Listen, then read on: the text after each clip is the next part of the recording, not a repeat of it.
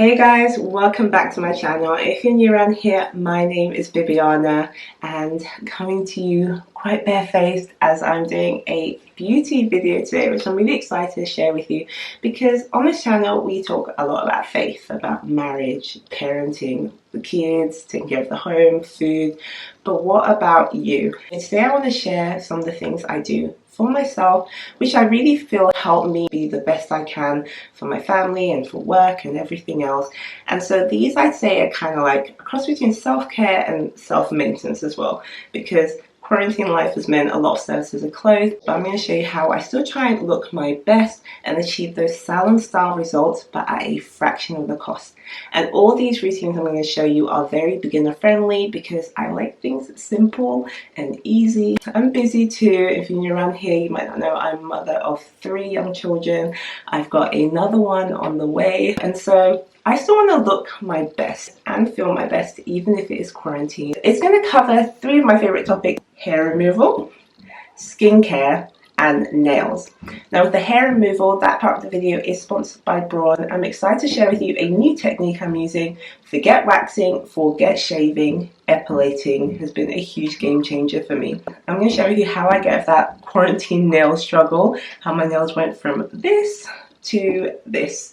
It's something that literally I was able to do by myself for like £5. Like, let's compare that to a nail salon. And also my skincare routine. The skincare is something that's really important to me. I do get a lot of very sweet compliments about my skin and it's glowing, and for some part it might be the pregnancy glow, but there are some things I really do intentionally in my routine to achieve a more radiant, glowy skin. I'm going to share with you some of the secrets today. So let's get started. I'm going to focus first on hair removal. Let's go. Okay, so let's get started on legs, and this is what I'm using, and this is the epilator. It's a Braun Silk Epil 9 Flex Epilator. I just love it. It's such an easy grip, and the flexible head is amazing to get to all those parts of the body, but it's actually 3 in 1. So it is a shaver / trimmer, exfoliator, and an epilator, all in one kit. So what I'm going to do is talk you through my routine for epilating and my top tips as well, especially if it's your first time. So it is important that your hairs aren't too long. If they are, it's recommended to use this handy trimmer included in the kit just to cut them down to about 3mm before you start epilating. I start by having a warm bath or shower, and I exfoliate with this brush included in the kit. This helps relax me, and it also removes any dead skin cells and avoids those dreaded ingrowing hairs. And the warm water opens up pores and enables you to have a more comfortable experience. So what exactly is epilating? Well, it's root hair removal. Unlike shaving, where it's cutting the hair, which usually grows back thicker, with epilating, you're actually plucking the hair from the root, so when the new hairs grow back, they're lighter and softer, almost like baby hairs. And so this epilator gives you smooth skin for weeks, pretty much as easy as shaving, but as long-lasting as waxing. A handy tip is to pull your skin tight so it's easy for the epilator to glide over, and go slowly from the ankle to the knee. And this smart sensor light lets you know if you're using the right amount of pressure. It is waterproof, so it can be used wet or dry. And overall I love it. The cordless design just makes convenient hair removal that I can do anywhere and achieve salon-like results in the comfort of my own home. No nail salon, no problem. Alright, so now I'm going to show you my technique for DIY fake nails at home that can last you 2 weeks or longer for £5. So I'm going to start by showing you what I use to start off with. You're going to need some nail adhesive glue. It's just to push back the cuticles. A file, I like to use this one because it has a few different sides. I particularly like the very coarse side. And I also have some of this, which is like a cuticle cream. Some rubbing alcohol, and of course you need the nails. So this set I'll be using, this one has a few different options for the sizes. So what I did was just use this handy little case where I was able to separate them all so I know what size each one is, and I actually just labeled it myself with the numbers. Because what I love about this nail set, these press-on ones, is they actually have like a corresponding number with each one, so at least you can remember which one you usually use on each nail. And so I'm going for this shape only because I've just really been enjoying like a really short neat nail look, and it just helps me, you know, when I just want to do a lot of stuff around the house and with the kids, and I just find I'm doing a lot of typing now and editing on the computer, and short nails just work really well for me, but obviously you still want them to look cute. And inside here I've left a few of these ones if you're someone who likes it a little bit longer. So these are like oval shaped and they're longer as well. Let me know in the comments below, are you like a long nail person or a short nail person? Are you all about square shaped nails? Are you more about that whole rounded look? I'd love to know what your preference is. So I'm going to match my number to all my fingers. Because I've done this before, I already know which number corresponds to my fingers, but that's the first thing to do, and you can set them aside. So I'm going to start by filing the nail. I really love this nail file buffer, and I use the most coarse side for what I'm about to do, and that's to really rough up the nails. Now the kit that I'm using for the nails does actually come with a file, and it looks something like this, but I always find that it's better to use your own if you have something with a lot more grit in it, and that will enable the nails to stick a lot better. Like I said, this tutorial is about having nails that last at least 2 weeks. One thing I did before doing this was I had my fingers soaking, then I pushed back my cuticles and just cut off any of that excess skin. Set up all the nails that I need, so I've picked them all out just to make sure that they match, and for the most part I'm using the same number on each hand. Now the only one that's going to be different is my pinky finger.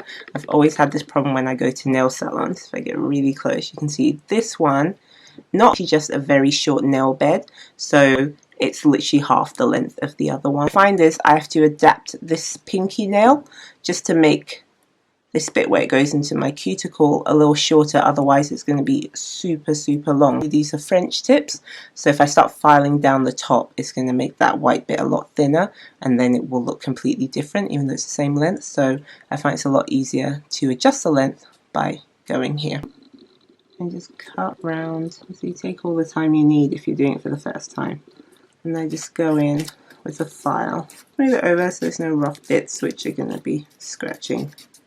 Next step is I just get some rubbing alcohol, which I've got in this container here. I just rub that on all my nails. So ready to go.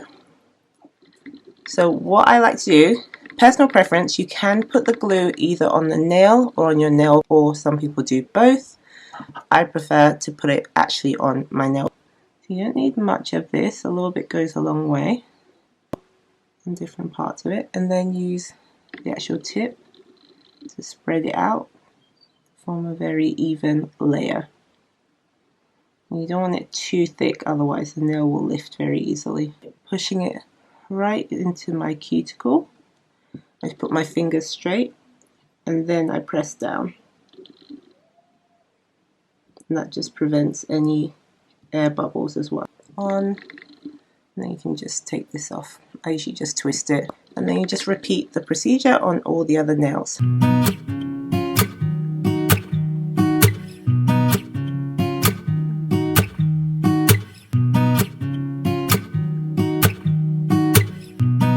So now I've done this hand, and before I move on to the other, I just want to show you another thing that I do. So using this same file, and I love the fact there's just different surfaces, so I'm not using the most coarse side anymore, I'm just something in between, and I just go along the edge of each nail, and all I'm doing is removing those tags. I mean, I've taken off the tags already, but sometimes they just leave a little ledge. Just go over gently and remove that so it's just nice and smooth all the way. Another thing you can do if you want is to shape it, if you want something a bit more rounded, or to change the shape that you have, or you can even paint on top of them as well. I prefer just to leave them like this. That's why I actually bought this like very simple French color, because I find it looks the most natural when it starts growing out as well, and so that even makes it last even longer. It doesn't look like that stage where you know you're due for an infill very quickly, so some with a little hack to make it last even longer when it starts growing out as well. But it's definitely going to last and stay on your fingers if you use this method for a good few weeks. I'm just going to move on to the other hand and I'll show you how that looks in the end. So that is them done, and I really love the way it's turned out. Looks really good. The only thing now is my cuticles aren't looking too great. So what I would then do is go in with the cuticle oil. But I found now that if I just wait at least a few hours to make sure they're fully set before applying it, it does help them last a lot longer. So try and hold off applying that cuticle oil, and try and hold off having any water or moisture on your nails, just so they can fully set, and then avoid them coming off too quickly. Really nice. Say goodbye to quarantine nails, and it's something you can do by yourself at home at a really affordable price, and almost get similar to salon style results at home without the price tag. So I hope you enjoyed this one, and let's move on. Now I'm going to show you how I make my face mask, and this is a turmeric face mask which has so many amazing benefits. It's good for skin. So you need turmeric, apple cider vinegar, lemon juice, yogurt, and honey. So I add half a teaspoon of turmeric powder, a tablespoon of honey, half a teaspoon of organic apple cider vinegar, half a teaspoon of yogurt, or you could use milk, and a few drops of fresh lemon juice. And then mix it all together to get the consistency of a paste. So what I do before applying any face mask is to wash my face and remove any makeup. Then I love going in with this face scrub. It helps remove any last bits of makeup I may have missed, the impurities, and really just prepares my face and skin nicely for the face mask. And then I rinse my face using a towel and water, and I prefer using warm water, which I find opens up my pores and prepares my skin nicely for the face mask.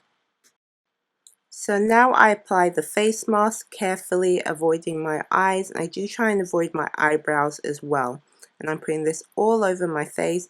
If you want, you can put it on your neck or other parts of the skin, depending on your needs. Ideally, you should use a soft paintbrush. I'm using a makeup brush that I only use for my masks. Alternatively, you can use your fingers, but just be careful because this stains quite easily, so you might want to wear gloves. And just be careful not to stain your clothes or your towel, or just use an old one that you don't mind getting stains on it, because this turmeric is very pigmented.